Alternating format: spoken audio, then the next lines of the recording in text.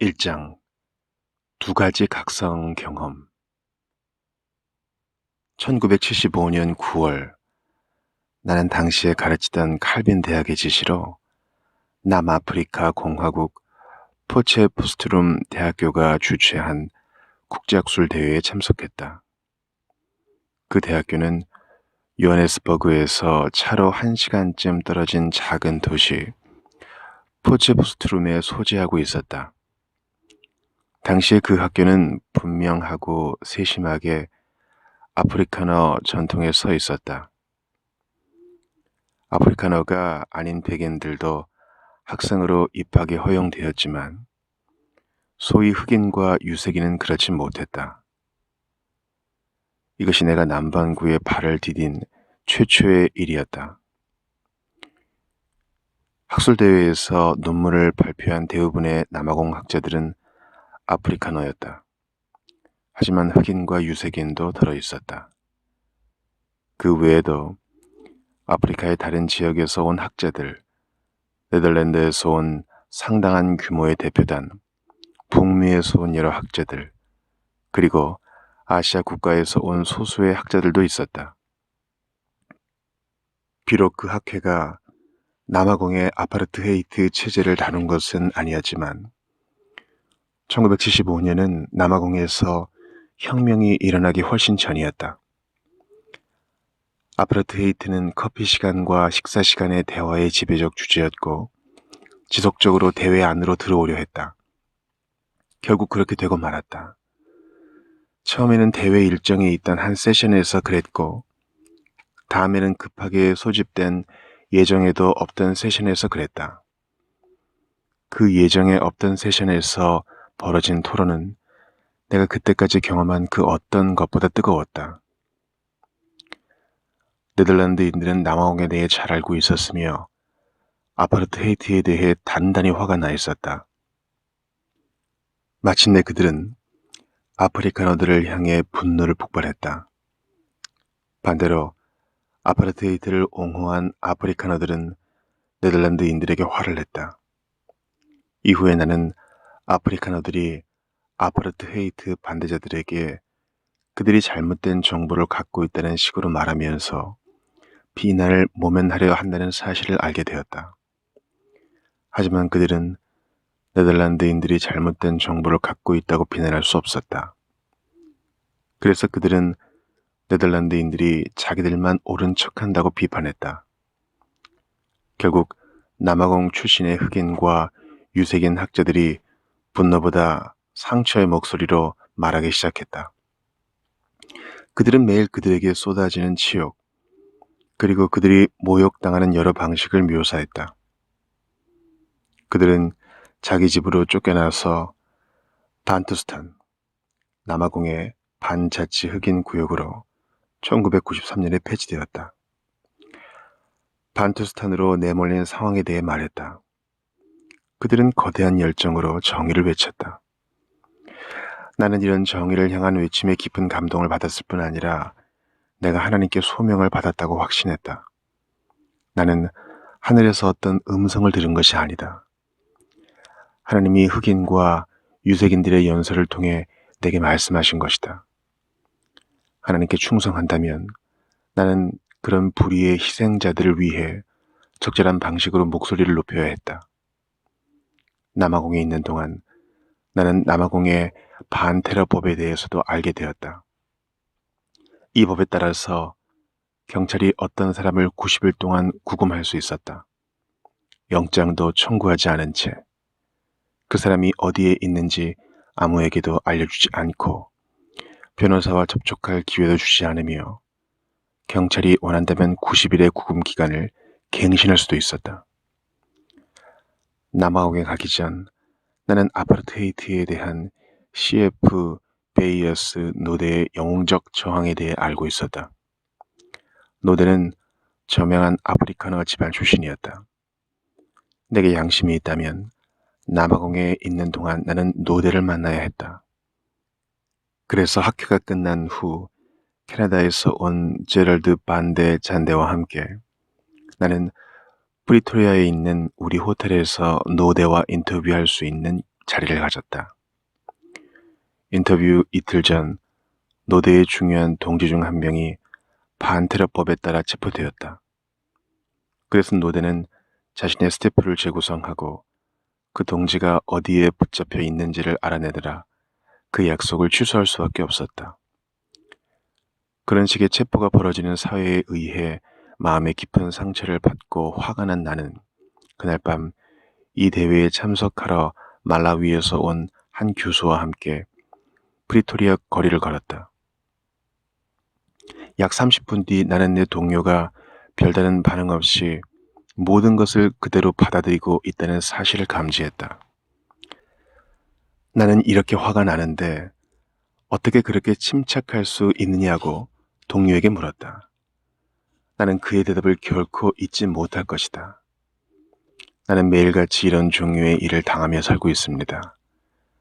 내가 신뢰할 수 있는 소수의 친구들 외에 다른 사람들 앞에서 정부를 비판하면 나는 곧 체포될 것이고 내 가족은 생계수단을 잃어버릴 것이며 나의 신학교는 폐쇄될 것입니다.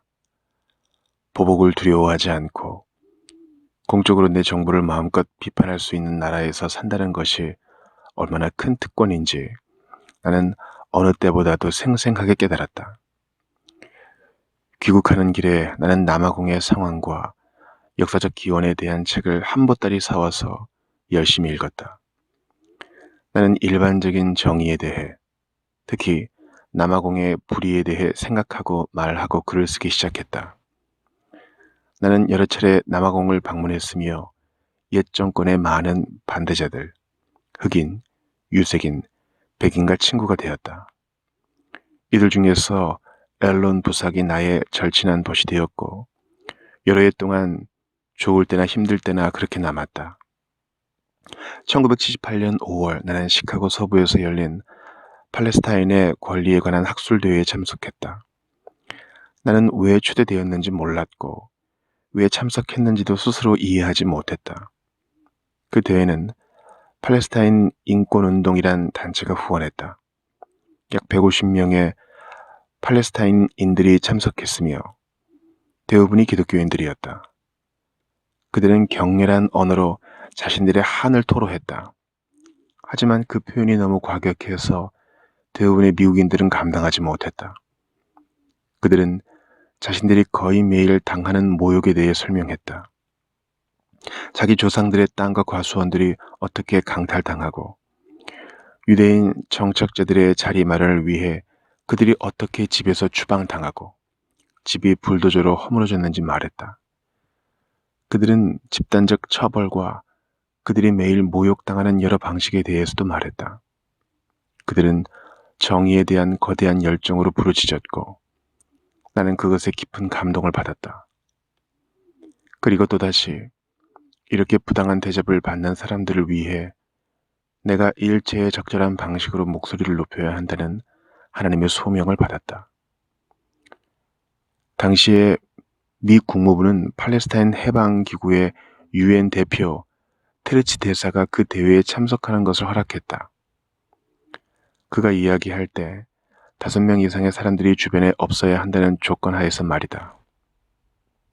이 때문에 나는 매우 화가 났다. 5명 이상이 동시에 테르치의 말을 들을 경우 미국의 중동 정책이 위험해진다면 정책 자체에 심각한 문제가 있는 것이다. 집으로 돌아오자마자 나는 중동의 상황과 역사적 기원에 대한 책들을 한 꾸러미 사서 열심히 읽었다. 나는 중동의 불의에 대해 말하고 글을 썼다. 나는 팔레스타인 인권운동의 이사장이 되었고 그 단체가 후원하는 대회들을 조직하고 거기에 참석하여 연설했다. 나는 여러 차례 중동을 다녀왔으며 그런 상황에 저항하는 여러 사람들, 이스라엘 사람들과 팔레스타인 사람들과 친구가 되었다. 1993년 9월 13일에 오슬로 평화협정이 타결되었을 때 나는 이제 그 문제가 이스라엘인들과 팔레스타인들의 손에 달렸으며 나 같은 외국인들이 할 수 있는 일이 거의 없다는 결론을 내렸다. 하지만 얼마나 순진한 생각이었던가. 왜 이 두 가지 경험이 나에게 그토록 중요했을까? 나는 미국의 시민권 운동을 열렬히 지지했었다. 저항 행진에 참여하기 위해 미국 남부를 직접 방문하지는 않았더라도 말이다. 나는 베트남 전쟁도 강력히 반대했다. 공개적으로 반대를 표명하기도 했다. 당시에 내가 쓴 글 중 일부를 읽어보면 내가 이런 상황들에 대해 생각하고 글을 쓰려고 사용한 기본적인 도덕적 범주가 정의와 불의에 속한 것이었음을 알 수 있다. 하지만 내가 남아공과 팔레스타인의 상황들에 직면했을 때 느꼈던 것과 동일한 방식으로 소명을 느끼지는 않았었다. 내가 정의에 대해 생각하고 말하고 글을 쓰도록 동기를 부여받지는 않았던 것이다. 이제는 고전이 된 존 롤스의 사회의 정의론이 1971년에 출판되었다. 그 책의 출간과 함께 쏟아진 찬사와 관심 때문에 나는 그 책이 나오자마자 읽었다. 정치 철학과 윤리는 내 전공이 아니었기에 나는 지적인 호기심으로 그렇게 한 것이다. 나는 은퇴할 때까지 그 분야에 대해 단 한 번도 강의나 세미나를 해본 적이 없다. 나는 롤스의 책이 지적으로 대단히 흥미롭다고 생각했고 그 책을 둘러싸고 벌어진 일부 논쟁에 심취했다. 하지만 나 스스로 정의에 대해 생각해 볼 만큼 감동을 받지 못했고 정의에 대한 책을 더 많이 읽어야겠다는 자극도 받지 못했다. 그런데 왜 흑인과 유색인들이 포체프스트룸에서 정의를 부르짖을 때 나의 반응은 그렇게 달랐을까? 왜 시카고 서부에 모인 팔레스타인인들이 정의를 부르짖을 때 나의 반응은 그렇게 달랐을까? 나는 포체프스트룸과 시카고 서부에서 내가 학대받는 사람들을 직접 대면한 것이 그 이유라고 생각한다. 나는 정의라고 불리는 어떤 추상적인 것에 대해 어떤 사람이 쓴 것을 읽은 것이 아니며 어떤 곳에서 발생한 불의의 희생자들에 대한 신문 기사를 읽은 것도 아니다.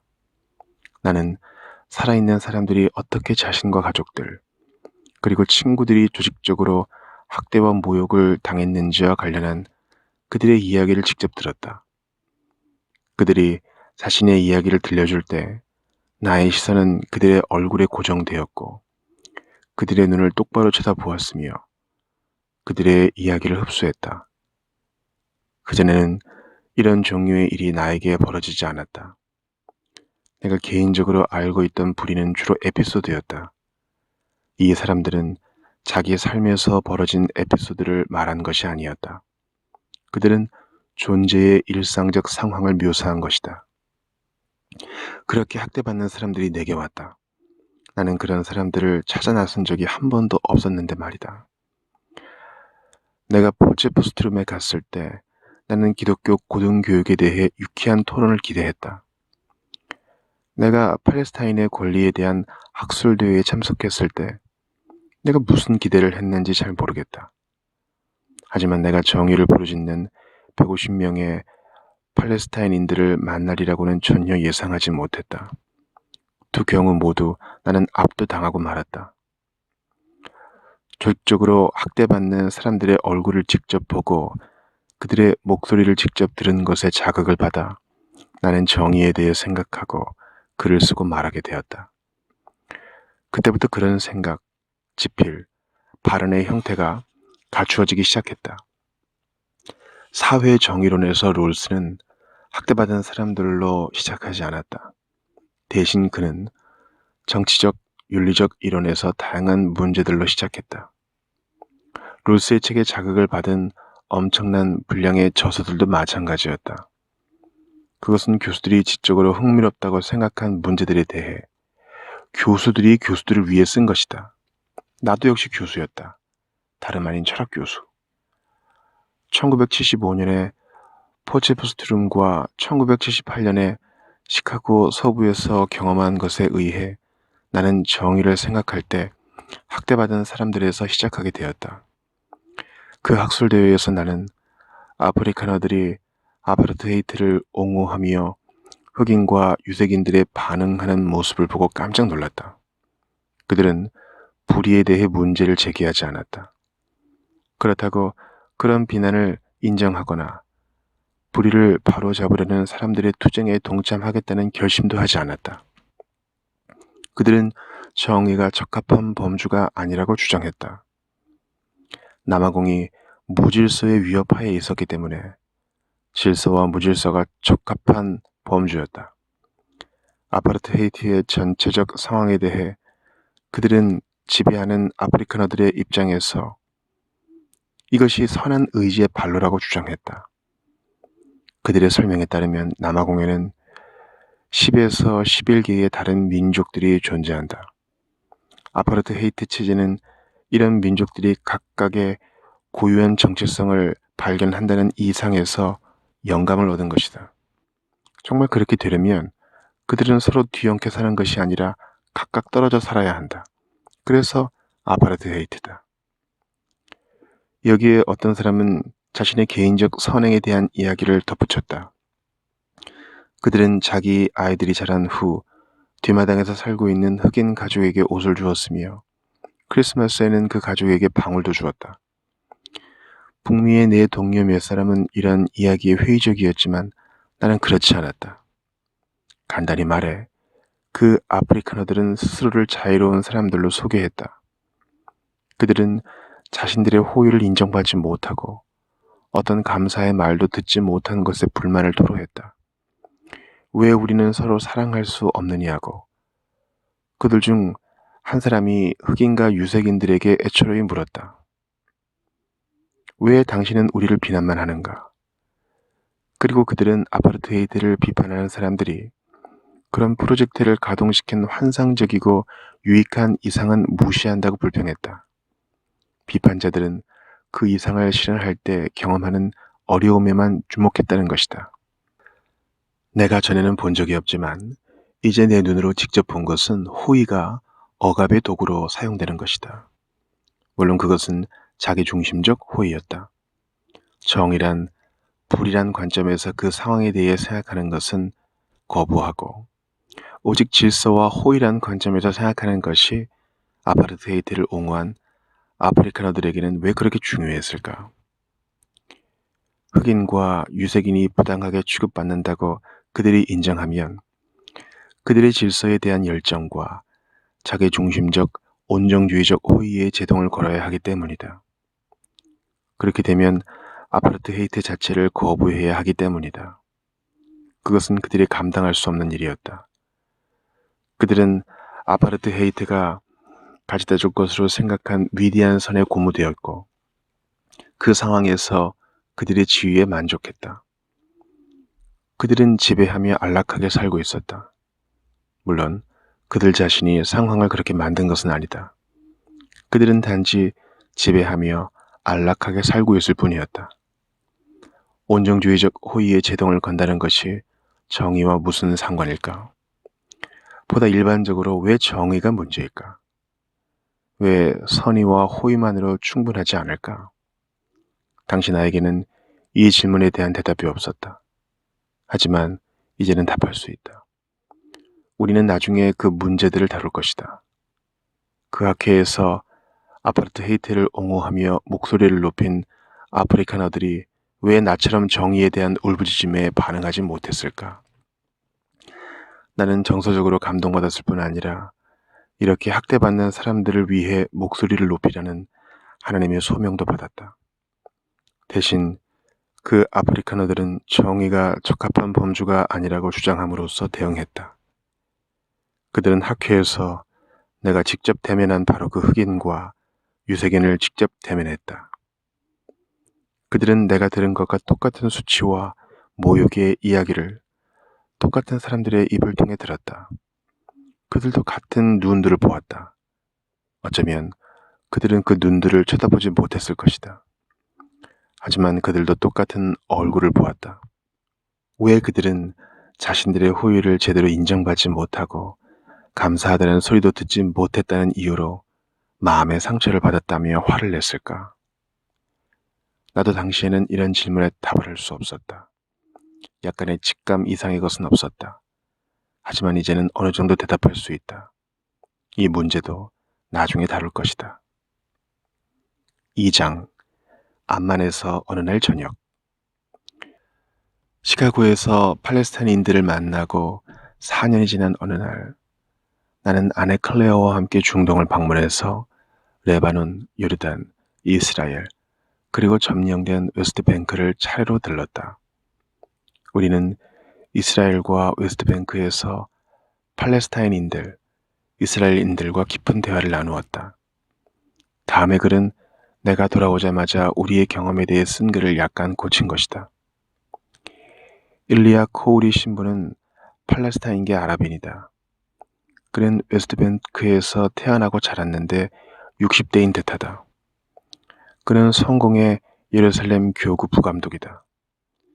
그런데 아내와 나는 그를 예루살렘이 아닌 요르단 암만에서 만났다. 몇 년 전 이스라엘 당국이 코우리 신부를 8개월간 구속했고 그중 2개월은 독방에 넣었다. 아무런 발언 기회도 주지 않은 채 그를 이스라엘에서 추방했다. 그는 동족에게 자행된 불의를 강력히 비판했다. 망명 중인 현재 그는 암만에 있는 팔레스타인인들의 작은 교회를 섬기고 있다. 의심의 여지 없이 많은 북미 사람들은 모두 팔레스타인인들이 무슬림이여 광신자라고 생각한다. 우리는 정말 예루살렘과 베들레헴에 있는 몇 개의 전초 기지를 제외하곤 그리고 금세기 초반에 개신교 선교사들이 세운 소수의 집단을 제외하곤 중동 전체에 기독교인들이 없다고 생각한 경향이 있다. 진실은 바로 여기에서 기독교가 시작되었고 교회가 사라진 적이 한 번도 없다는 것이다. 모든 기독교 국가들 중에서 가장 오래된 교회들이 바로 여기에서 발견된다. 중동에는 항상 기독교인이 존재했으며 결코 순례지가 아니다. 도대체 무엇 때문에 그리스도 안에 있는 우리 형제와 자매들이 이런 사실을 간과하게 되었는가? 아내와 나는 이번 봄에 중동을 방문한 일군의 미국인들과 함께 했다. 휴가차 온 것이 아니라 그곳의 교회 상황, 사람들과 종교들의 갈등을 이해하려는 기독교인으로서 방문한 것이다. 우리는 레바논에서 마론파 교회의 수장, 아르메니아 교회의 수장, 멜키트 교회의 주교, 그리고 중동교회협의회의 대표들과 이야기를 나누었다.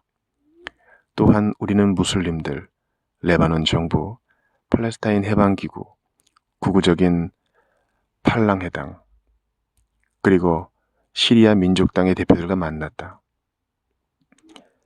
이스라엘로 가다가 잠시 요르단에 머물렀을 때 한 친구가 우리에게 말했다. 당신은 반드시 코우리를 만나야 합니다. 비록 우리 그룹 전체와 만나는 것은 성사되지 못했지만 아내와 나는 코우리 신부와 이야기할 기회를 얻었다. 우리는 가정집과 사제관을 결합한 것 같은 건물 지하의 작은 방에서 만났다. 이제 코우리 신부의 증언을 여러분께 소개하고자 한다. 나는 그의 어조에 담겨있던 슬픔과 희망과 열정을 그대로 전달할 수가 없다. 단지 그의 말만 전할 뿐이다. 나는 그가 이야기하는 동안 메모하지 않았다. 대신 우리 호텔로 들어오자마자 몇 가지를 간단히 적었다. 하지만 꼭 그럴 필요는 없었다. 결국 그의 말을 잊을 수 없었기 때문이다. 그는 세계 교회가 왜 이곳 중동에 있는 우리 기독교인들을 버렸느냐고 물었다. 우리는 전 세계 교회로부터 버림받고 잊혔다. 왜? 왜 미국에 있는 기독교인들이 그리스도 안에서 그들의 형제 자매인 우리 대신 시온주의자들을 지지하는가? 나는 이해할 수 없다. 그들은 심지어 우리에게 관심도 없다. 우리는 버림받았다. 아마도 우리 팔레스타인인들은 우는 법도 잊은 것 같다. 우리는 이스라엘인과 무슬림들 사이에 끼어 있다. 무슬림들은 서양 기독교 국가들을 이스라엘의 배후로 간주한다. 그들은 이스라엘을 서양, 즉 기독교 서양의 전초 규지로 이해한다. 그들은 그것의 어떤 부분도 원치 않는다. 나는 당신에게 말한다. 그들은 점점 더 광적이 되고 있다. 내 기억에 그 어느 때보다 심각하다. 만약 상황이 지금처럼 지속된다면 우리는 순교자가 될 것이다. 만약 그것이 우리에게 요구되는 것이라면 우리는 기꺼이 순교자가 될 것이다. 우리는 계속 신실하게 살 것이다. 하지만 당신들은 우리에게 무가치한 이유로 순교자가 되라고 강요한다. 내 동족, 내 기독교인 동족은 파괴되고 이스라엘과 무슬림 사이에서 압박을 받고 있다. 몇 년 전 팔레스타인인들 중 12.5%가 기독교인이었다. 하지만 현재는 겨우 6%에 불과하다. 우리는 계속해서 줄고 있다. 점점 더 적어진다. 무슨 일이 벌어진 것일까? 사람들이 그리스도를 버린 것일까? 그들이 이슬람이나 유대교로 개종한 것일까? 아니다. 그렇지 않다. 그들은 시온주의 정책 때문에 이스라엘에서 추방되고 있다. 이스라엘이 팔레스타인에 있는 교회를 파괴하고 있다. 곧 주님의 땅에서 단 한 명의 기독교인도 남지 않을 것이다. 노인들은 이스라엘인들에게 집을 빼앗기고 몰수당한다. 청년들은 미래를 기대할 수 없어서 미국이나 남아메리카 혹은 다른 곳으로 떠난다. 시온주의자들이 팔레스타인에서 교회를 파괴할 때 왜 미국의 기독교인들은 그들을 지지하는가? 왜 그들은 그리스도 안에 있는 자신들의 형제 자매들을 지지하지 않는가? 나는 미국의 보수적 기독교인 그룹들이 무슬림들을 겨냥해서 라디오 방송을 시작할 계획이라고 들었다. 왜 그들은 먼저 우리에게 그런 일들에 대해 말하지 않는가? 왜 그들은 우리를 무시하는가? 왜 그들은 마치 여기에 기독교인들이 없는 것처럼 행동하는가? 우리는 무슬림들과 함께 천년 이상 살아왔다. 왜 그들은 먼저 우리에게 조언을 구하지 않는가? 그들은 우리가 무슬림들을 복음화하는데 성공하지 못했다고 말한다. 모든 서양 선교사들은 자신들의 노력을 위해 무엇을 보여주어야 하는가? 당신에게 말한다. 이것은 단지 무슬림들을 더 자극하고 더 의심하고 더 광적으로 만들 뿐이다. 이 시점에서 무슬림 한 사람을 회심시키기보다 악마 자신을 회심시키는 것이 더 쉬울 것이다. 우리가 받는 억압은 더 심해질 것이다. 오늘날 우리는 결코 수용적이지 않다. 당신들이 이런 미국식 전도를 중단하지 않는다면, 당신들의 정부가 팔레스타인 문제를 해결하지 않는다면 당신들 때문에 중동에서 기독교가 사라질 것이다. 나는 이곳 암만에서 작은 학교를 운영하고 있다. 기독교인들과 무슬림들이 함께 그 학교에 다닌다. 나는 무슬림 아이들을 회심시키려고 애쓰지 않는다. 나는 기독교인들과 무슬림들이 평화롭게 공존할 수 있다는 것을 보여주려고 노력한다. 무슬림들이 그것을 믿지 않는다면, 그리고 시온주의자들이 그들의 억압을 멈추지 않는다면 이곳 중동의 교회는 멸종될 것이다. 나의 회중을 위해 내게 필요한 것은 이렇게 어려운 시절에 우리가 서로 도울 수 있는 작은 공간이다. 하지만 우리에게는 돈이 없다. 그래서 나는 유럽으로 가서 그곳에 있는 기독교인들에게 돈을 달라고 부탁했다. 그들이 내게 뭐라고 말했는지 당신은 아는가? 그들은 교회가 건물을 위해 돈을 쓰는 것이 현명치 못하다고 말했다. 왜 세상의 나머지 교회들은 우리를 믿지 못하는가? 서양식 복음 전도의 열을 올리는 대신 왜 그들은 우리가 우리 백성을 위한 회관과 학교를 건축하고 우리가 더불어 사는 법을 배울 수 있도록 기독교인들과 무슬림들이 토론회를 준비할 때 우리를 돕지 않는가? 내 말을 믿으라. 나는 예수 그리스도를 사랑한다. 나는 복음을 사랑한다. 나는 그런 사랑의 관점에서 말한다. 나는 말한다. 우리를 믿어달라. 우리와 경쟁하지 말라. 우리를 도와달라. 우리는 무슬림들을 알고 있다. 우리는 그들과 함께 살고 있다. 마침내 이스라엘은 팔레스타인인들이 아랍 세계로 나가는 유일한 문이라는 사실을 알게 될 것이다. 이스라엘은 자신의 유일한 희망이 유대인, 무슬림, 그리고 기독교인들이 함께 사는 사회의 건설임을 알게 될 것이다. 그 사이로 가는 첫걸음은 웨스트뱅크와 가자에 팔레스타인 국가를 세우고 동예루살렘의 수도를 두는 것이다. 하지만 미국인들이 팔레스타인 문제의 해결을 돕지 않는다면, 당신들이 우리 주장의 정당성을 이해하지 못한다면 그런 일은 일어나지 않을 것이다. 당신들은 팔레스타인인들이 러시아 무기에 손을 내밀도록 몰아세우고 있다. 그것은 우리가 원하는 것이 아니다. 당신들이 교회를 망치고 있는 것이다. 하나님은 우리를 버리지 않으실 것이다. 그리고 우리도 하나님을 버리지 않을 것이다. 아마도 내 소리가 절망처럼 들릴지도 모른다. 하지만 나는 절망하지 않는다. 나는 우리 주님이 다시 오시리라는 희망 속에 살고 있다. 하지만 우리가 얼마나 많은 고통을 당해야 할까? 너무 늦기 전에 우리를 도와달라. 요람에 누워있는 아기가 울지 않는다면 아무도 관심을 갖지 않는다. 어쩌면 우리는 우는 법도 모르는 것 같다. 제발 이 말을 미국에 있는 나의 기독교인 형제자매들에게 전해달라. 당신이 내 이름을 사용해도 괜찮다. 3장. 학대받는 사람들로부터 시작하는 것에 대한 질문들. 어떤 독자는 왜 당신이 각성을 위해 해외까지 가야 했나요? 라고 질문할 수도 있을 것이다.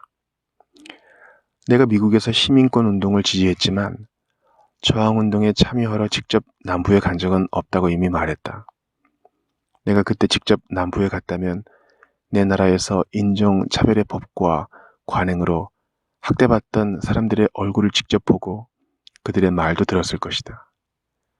그런데 왜 나는 남부에 가지 않았을까?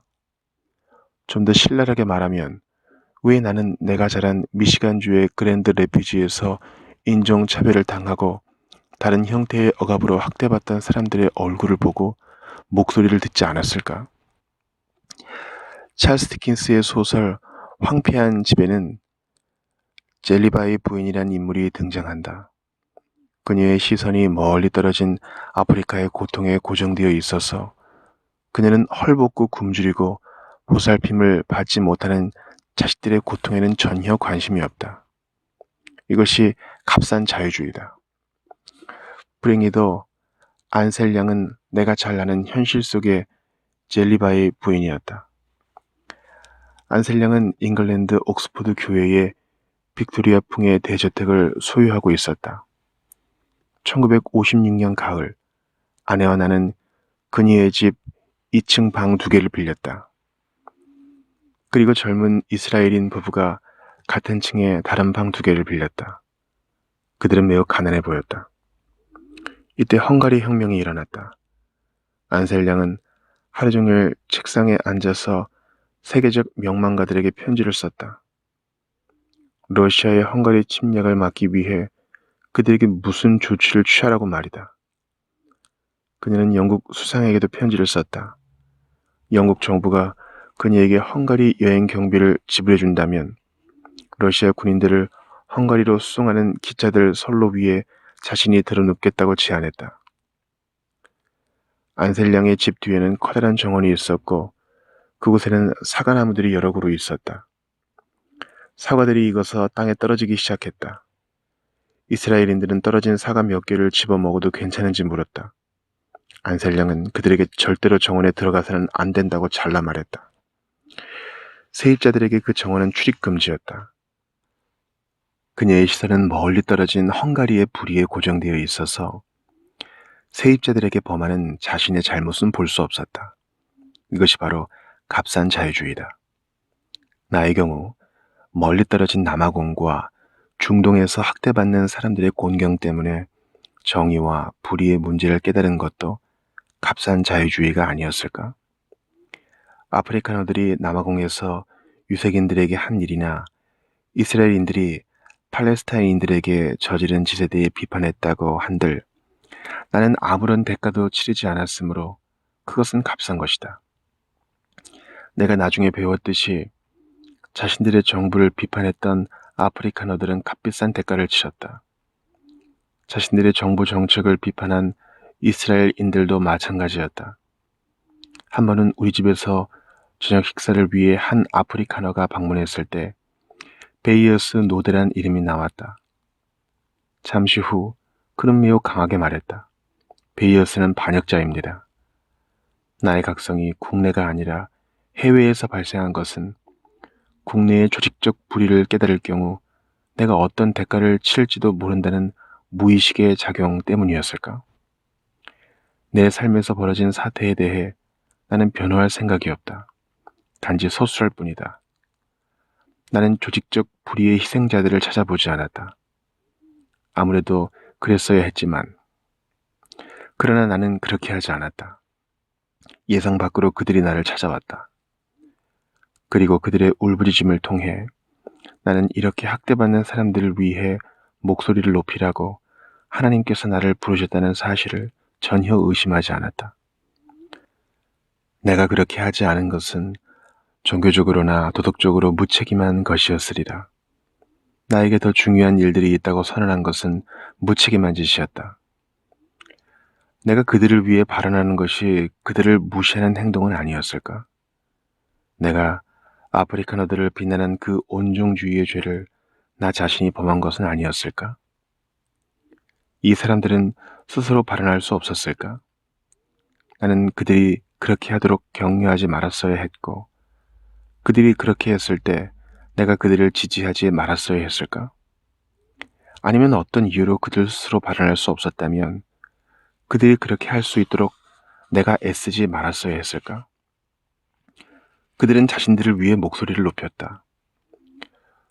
포체프스트룸에서 열린 학술대회에서 유색인들은 자신들을 위해 목소리를 높였고, 시카고 서부에서 열린 학술대회에서는 팔레스타인인들이 자신들을 위해 목소리를 높였다. 나는 그들을 제쳐두고 그들의 일을 가로채지 않았다. 내가 그들을 위해 목소리를 높여야 하는 소명을 느꼈다고 말할 때는 그들이 스스로 목소리를 높일 때 내가 그들 편에 서도록 부름받았다는 뜻이다. 나는 그렇게 하는 것이 그들을 무시하는 것이라고 생각하지 않았고 지금도 마찬가지다. 그렇게 하는 것이 그들을 존중하는 것이라 생각한다. 내가 만났던 학대받는 사람들로부터 시작하는 것과 관련해서 지금까지 살펴본 비판들은 주로 도덕적인 것이다. 하지만 나는 전혀 다른 종류의 반대도 생각해 본다.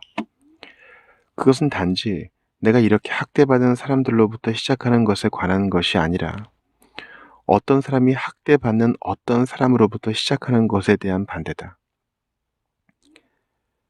남아공과 중동에서 학대받는 사람들과 만남으로 나는 정의에 대해 생각하고 말하고 글을 쓰게 되었다. 뿐만 아니라 특정한 관점에서, 즉 자신은 조직적으로 학대받지 않았지만 학대받는 사람들과 자신이 정서적으로 연합되어 있다고 깨달은 사람의 관점에서 나는 정의에 대해 생각하고 말하고 글을 쓰게 되었다. 하지만 그런 관점에서 정의를 생각하면, 특히 학대받는 사람들을 옹호하려는 의도에서 그렇게 한다면 편견이 생길 수밖에 없다는 비판이 제기된다. 물론 그런 옹호 자체가 잘못은 아니다. 하지만 누구의 말처럼 철학자는 싸움의 현장에서 물러나서 상황의 실제를 중립적으로 기술함으로써 객관적이 되어야 한다. 독일이 낳은 위대한 사회학자 막스 베버가 생애 말년에 비센샤프트 알스 베루프, 아마도 소명으로서 학문활동이라고 번역하는 것이 가장 적절할 것이다. 라는 제목의 강의를 한 적이 있었다. 베버는 강의에서 자신의 근대화론을 학문 영역에 적용했다. 근대사회에서 학문활동의 영역은 인간 활동의 다른 영역들로부터 분화되고 자율적이 되었으며 외부 영향에서 자유롭게 되어 자신의 고유한 동력에 따라 자유롭게 자신의 가치를 추구하게 되었다. 학문적 자유는 이렇게 무엇로부터의 자유와 무엇을 위한 자유의 결합이다. 하지만 학문 영역의 자율성은 최후의 성취가 아니다. 그것은 특정한 때와 장소에서 위협을 받기 때문이다. 강의 끝부분에서 베버는 자신의 학문적 지위를 이용하여 이런저런 주장을 옹호하는 사람들에 대해 신랄하게 비판한다. 대학 내에서 옹호는 설 자리가 없다. 그것은 이질적이면서도 왜곡하는 침탈 행위다. 근대 세계에서 학자의 의무는 그런 침탈 행위에 저항하며 그녀의 학문 분야의 내적 동력을 충실히 따르는 것이다. 다음은 베버의 말이다. 오늘날 과학, 학문은 자기 증명과 상호 관련된 사실들에 대한 지식을 위해 봉사하는 특별한 분야들에서 조직된 일종의 직업이다. 그것은 성스러운 가치와 계시를 분비하는 예언자와 성각자의 은혜로운 선물이 아니며, 그것은 우주의 의미에 대한 현자와 철학자의 묵상도 공유하지 않는다. 이것은 우리가 처한 역사적 상황에 불가피한 현상이다. 우리는 그것을 피할 수 없다. 어떤 이들, 특히 젊은이들 중에서 어떤 이들은 계속 예언자를 찾고 있다. 하지만 국가의 특권을 부여받은 고용인들로서 수천 명의 교수들이 강의실에서 소심한 예언자들로서 진정한 예언자의 역할을 떠맡게 한다고 해서 이 땅에 그 예언자가 나타나는 것은 아니다. 그들이 할 수 있는 것이라곤 사태의 결정적 국면에 대해 그들이 잘 모른다고 말하는 것뿐이다. 우리의 젊은 세대 중 수많은 이들이 앙망하는 예언자는 존재하지 않는다. 강의실을 강대상으로 사용하면서 젊은이들의 열망을 채워주려는 교수는 가짜 예언자다. 참된 예언자의 내적 관심은 그와 다른 사람들에게 근본적 사실, 즉 그가 신도 예언자도 없는 시대에 살 수밖에 없는 운명임을 감춘다고, 그에게 안락의자 예언이란 대용품을 제공한다고 해결되는 것이 아니다. 그의 종교적 감수성이 온전하다면 이런 것에 저항해야 한다. 지난 40여 년간 미국 학계에서 정치철학은 롤스에 대한 주석, 롤스에 대한 주석에 대한 주석의 연속이었다. 내 생각에 나를 비판하는 사람은 내가 그 토론에 참여한 사람의 관점에서 정의에 대해 생각했어야 한다고 말하는 것 같다. 조직적으로 학대받은 사람들과 정서적으로 연합한 어떤 사람의 관점에서 정의에 대해 생각하기보다 나는 함께 정의에 대해 생각하는 철학자의 관점에서 정의에 대해 생각했어야만 했다는 것이다. 이런 관점에서 볼 때 내가 정의에 대해 써온 것은 낯설고 왜곡된 것처럼 보인다.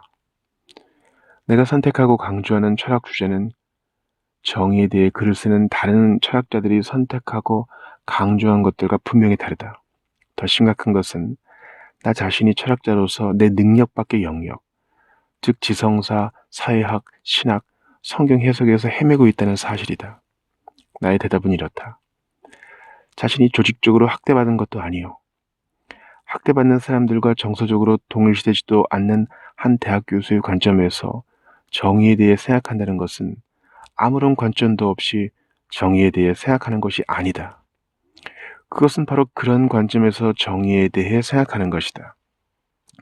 롤스의 후기 저작들에서 그가 사로잡힌 질문은 자유민주주의의 시민들이 다양한 종류의 종교적, 철학적 교리나 관점을 고수할 때 어떻게 자유민주주의가 안정되고 정의로울 수 있을까라는 것이었다. 그런 질문에 대한 그의 답변은 어떻게 잘 형성된 자유민주주의들의 시민이 함께 사고해야 하는가에 대한 이론의 형태로 나왔다. 이런 질문이 롤스를 사로잡았다는 사실은 정치철학 분야의 내적 동력에서 기인한 것이다. 그래서 베버가 그런 동력의 존재를 주장했을 때 그는 옳았다. 하지만 그 이상의 것이 있었다. 롤스가 정의에 대해 생각할 때 그 생각을 지배했던 특정한 관점이 반영된 것이다. 그를 사로잡았던 질문은 남아공의 유색인들이나 중동의 팔레스타인인들을 사로잡았던 질문이 아니었다. 철학적 주제와 씨름하는 우리는 우리의 관점에서 씨름하는 것 외에 다른 선택의 여지가 없다. 하나님의 관점 같은 것은 없다. 우리는 우리가 서 있는 자리에서 사물이 어떻게 보이는지 분명하게 설명한다. 다른 관점에서 바라보는 사람들의 진지한 반대에 신중하고 책임있게 경청하면서 말이다. 내가 쓴 어떤 글에서 나는 이런 식의 철학을 대화적 다원주의라고 불렀다. 그것은 공정하다고 말할 수 있을 것이다. 철학이나 다른 학문에 종사하는 사람은 특정한 관점에서 그렇게 한다. 아무런 관점도 없이 학문하는 사람은 없다. 하지만 내가 만났던 학대받은 사람들과 정서적으로 동일시하는 사람의 관점에서 이론화와 변호를 시도했던 사람으로 나 자신을 이해할 때 베버가 그렇게 불쾌하게 생각했던 일을 내가 하는 것은 아닐까? 즉 학문의 정치를 삽입하고 옹호와 사색을 뒤섞는 것이 아닐까? 내가 쓴 글에서 나는 남아공의 유색인들과 중동의 팔레스타인인들이 조직적으로 학대당한다고 주장해왔다. 그런 식으로 나는 그들을 강력히 변호했다. 내가 보기에 그런 판단들은 처음부터 논쟁의 여지가 있었다. 하지만 자신의 이론을 점검할 수 있는 옳고 그름에 대한 어떤 선행적 확신이 없다면 어떻게 사람이 정의론을 발전시킬 수 있겠는가? 어떤 사람은 그런 주장에 동의하지만 다음과 같이 덧붙인다. 예를 들어 처벌 수단으로서 고문이 잘못인 것처럼 모든 사람이 동의하는 정의와 불의의 경우에 비추어 자신의 이론을 검토하도록 허용해야 한다고 말이다. 하지만 누군가 그런 경우에 호소해서 만든 이론이 아파르테이트가 정의를 위반하는 것이 아니라는 함의를 가진다면 나는 그 이론이 잘못되었다고 결론을 내릴 것이다. 역으로 그것이 아파르테이트가 정의를 위반하는 것이라는 함의를 갖는다면 그 학술 대회에서 아파르테이트를 방어하며 목소리를 높인 아프리카너들은 그 이론에 오류가 있다고 결론을 내렸을 것이다. 이론가들인 우리는 그런 문제들에 대해 의견이 다를 수밖에 없다. 우리는 목소리를 높이지 않을 수 없다.